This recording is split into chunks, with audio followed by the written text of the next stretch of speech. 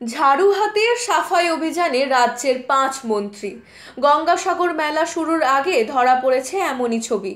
এবার মেলা শেষ হতে না হতে সমুদ্র সৈকতে জেলা ও রাজ্য প্রশাসনের উদ্যোগে চলল সাফাই অভিযান। এই গঙ্গাসাগর মেলাতে দেশ বিদেশ তথা রাজ্যের বহু মানুষ এসেছিল। পৌষ সংক্রান্তির পূর্ণতিথিতে স্নান করে কপিলমুনির মন্দিরে পুজো দিয়ে ফিরে গিয়েছে বহু তীর্থযাত্রী। সরকার রিপোর্ট অনুযায়ী এবছর মেলাতে রেকর্ড সংখ্যক মানুষ এসেছে। প্রায় 1,10,00,000 মানুষ এবছর গঙ্গাসাগর মেলায় এসেছেন বলে জানিয়েছেন প্রশাসনের তরফ থেকে।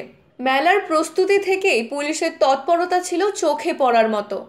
CCTV camera, air ambulance, close guard, নিরাপত্তার কোনো রকম খামতি রাখেনি জেলা ও রাজ্য প্রশাসনের পক্ষ থেকে।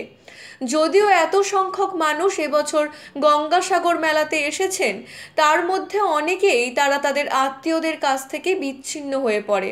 যা সরকারি পরিসংখ্যান অনুযায়ী 13,672 জন পুলিশ প্রশাসনের সহযোগিতায় ও বিশেষ করে স্বেচ্ছাসেবী সংগঠনের উদ্যোগে 13,651 জন মানুষকে তাদের পরিবারের সাথে মিলিয়ে দেওয়া হয়েছে।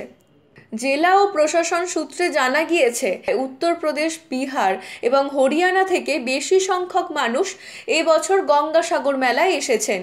সব মিলিয়ে গঙ্গাসাগর মেলায় আগত সমস্ত তীর্থযাত্রীদের মেলাতে আসার জন্য অভিনন্দন জানিয়েছেন এবং আগামী বছর যাতে মেলাতে আবারও আসে তার জন্য আমন্ত্রণ করেছেন রাজ্যের ক্রীড়ামন্ত্রী অরূপ বিশ্বাস।